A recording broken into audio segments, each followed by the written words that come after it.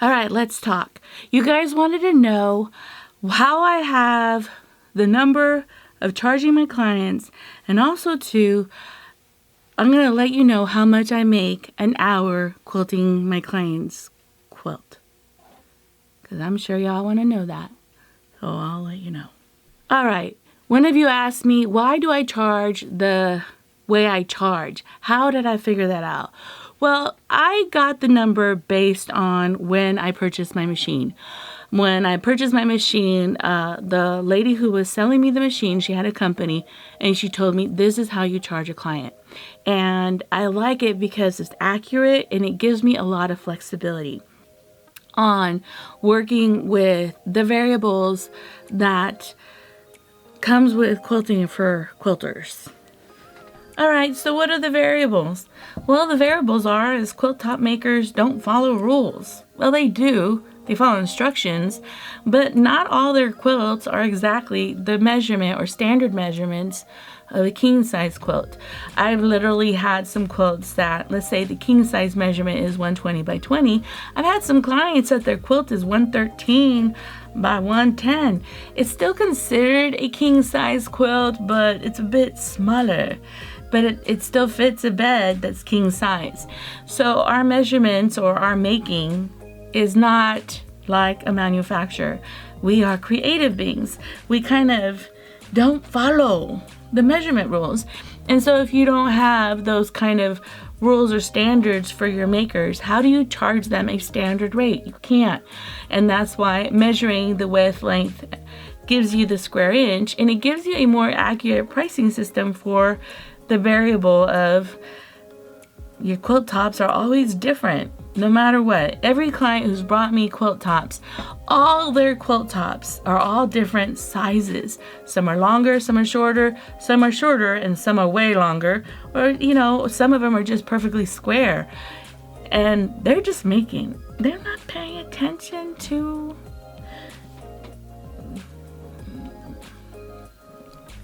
For example, the quilt that I shared with you guys when I was telling you how much to charge my client's quilt, it's different based than this quilt. Now, when you kind of look at it, they kind of look like the same size, but they're different. As a matter of fact, this quilt is a 94 by 74 is the size of this quilt. The amount of square inches is 69.25. This quilt is in between the middle range of a twin and a full. So the variables on quilt top makers, sometimes it's not an exact queen, it's not an exact twin, they're like in between. And so having this kind of measurement system works with the in-betweens. This is the square inches for a full-size quilt. Flora, where are you? So for a twin-size quilt, this is the square inches.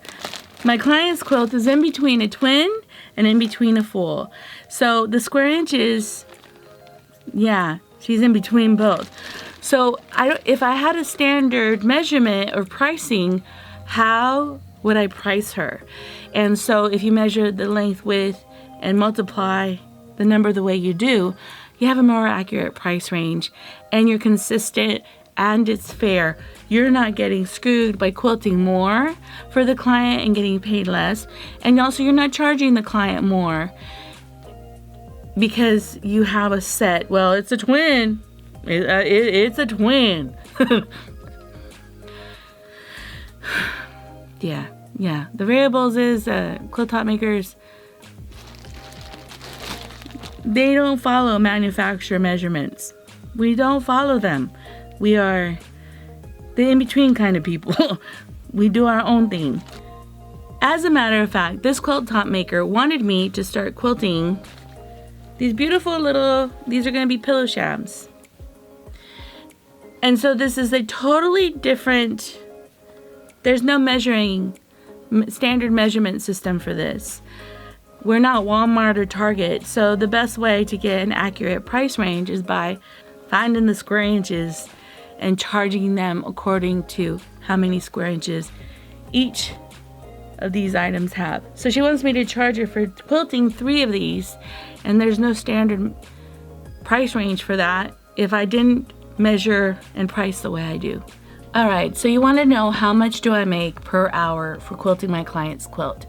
There's two different things that change how much I make per hour. How dense the client wants the quilt quilted, because if it's denser quilted, it takes an extra hour, give or take. If it's less densely quilted, it takes less time, so I make more money per hour. So you may be wondering, what is dense quilting? Well, dense quilting, there's a lot of quilting in that space of the quilt. There's a lot. It's a lot. Less dense quilting, it's a lot less. Well, I'm not explaining it, but let me post some pictures of what dense quilting looks like and what less dense quilting looks like. The more takes longer to do, the less it kind of goes a little bit quicker. So my hourly rate differs based on the decisions of how densely quilted my client wants it, or how less dense quilted my client wants it. So, okay, on the last quilt that I showed, when I charged my client to quilt her quilt, I wanted to share how much I made per hour. I went ahead and I charged the client $173.34. I'm taking off $2 because I need to repurchase the thread once I use the whole spool. So I'm going to add $6 because that's what I'm making off the use of my own thread. And then let me see, how long did it take me to make it? Oh, also too, I'm not going to add the batting because in a way I'm just recompensating myself for going and purchasing the batting. I guess I could add, well, no, because then I would have to take off the gas and it just gets a little kind of messy. Yeah, well, let's add $3 that I'm making off the batting, okay? Like I said, I can make more money on the batting if I buy it wholesale and then go into a whole thing about it, and I can make double for the batting, but it takes too much time. I can't. $3, I'm okay with it. There's my number, huh? Divided by, gosh! Okay, 184.34 divided by 184.34 divided by 4.5. This is how much I made per hour for quilting my client's quilt.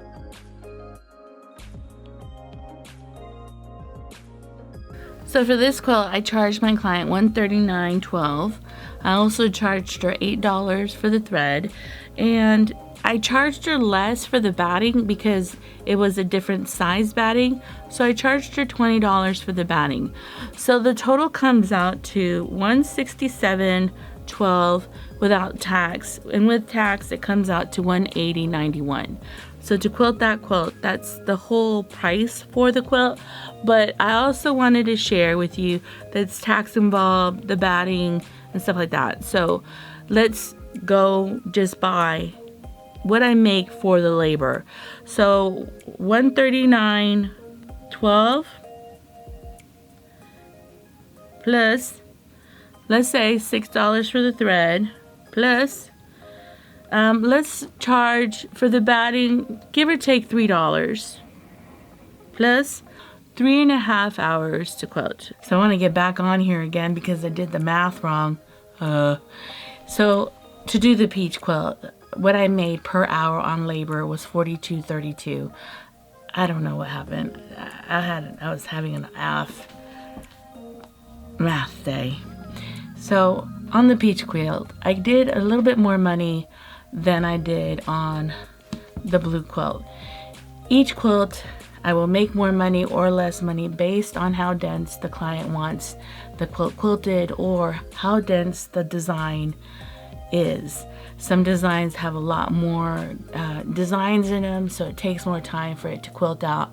It just depends. I don't change my prices based on how dense the quilting is or how undense the quilting is, because I feel like in some quilts I'll make more money like this one, but on other quilts I won't make as much because they take more time because of the way the design is.